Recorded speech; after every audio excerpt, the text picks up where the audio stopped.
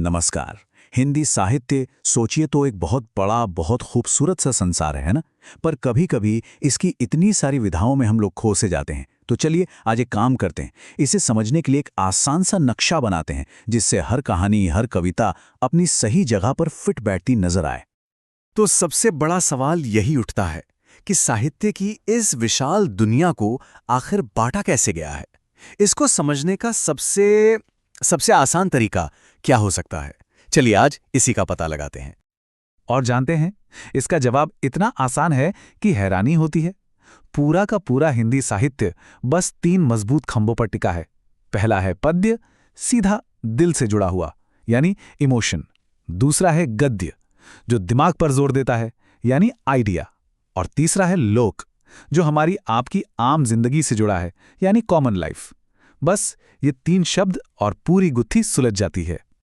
तो आइए अपने पहले स्तंभ से शुरुआत करते हैं। पद्य यानी भावों का संसार। जैसा कि नाम से ही जाहिर है, यहां सब कुछ भावनाओं, संवेदनाओं और कल्पना की उड़ान के इर्द गिर्द घूमता है।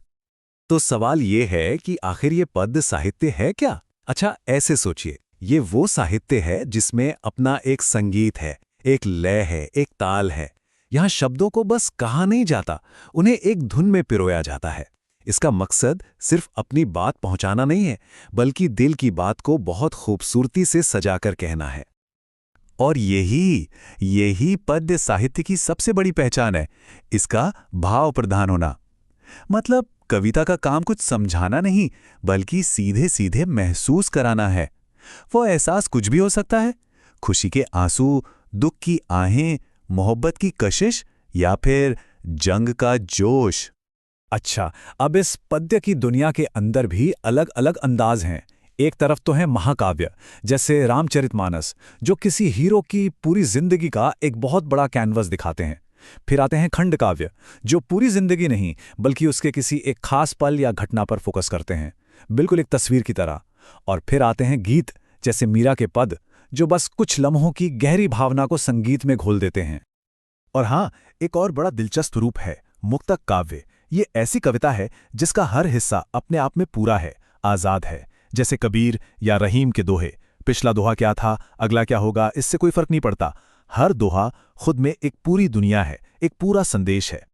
पद्य को ना भावनाओं के रंगों के हिसाब से भी बांटा जाता है। जैसे जहां ईश्वर से प्रेम की बात हो, वो हो गया भक्ति काव्य। जहां तलवारों की टंकार और वीरता का जिक्र हो, वो है वीर काव्य। और जहां प्रेम, सौंदर्य, इन सब की नाजुक बातें हों, उसे कहते हैं श्रृंगार काव्य।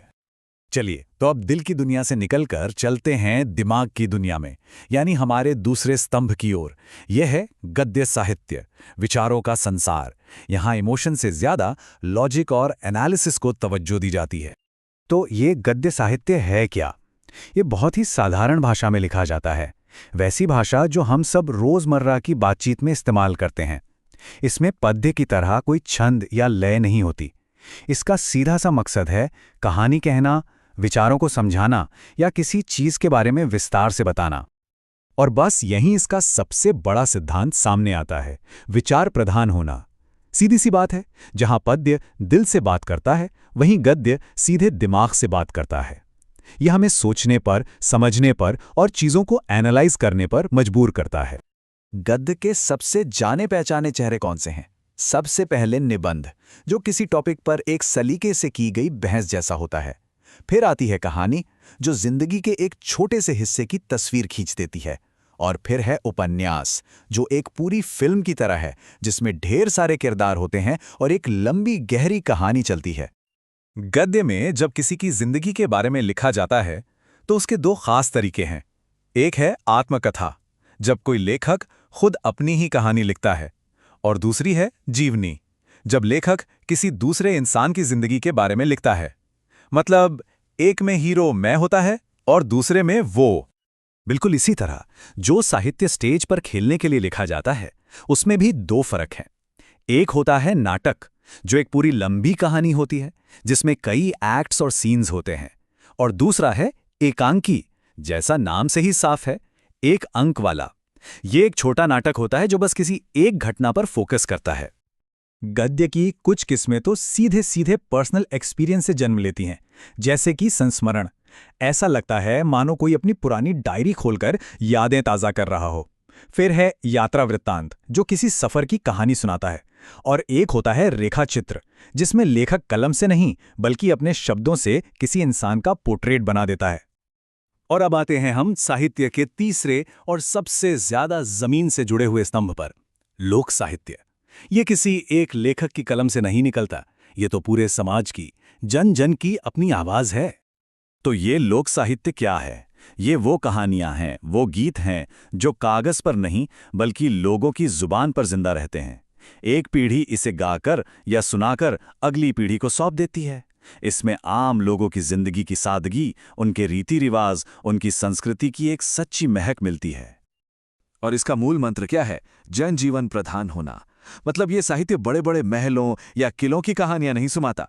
ये तो खेतों की, चौपालों की बात करता है।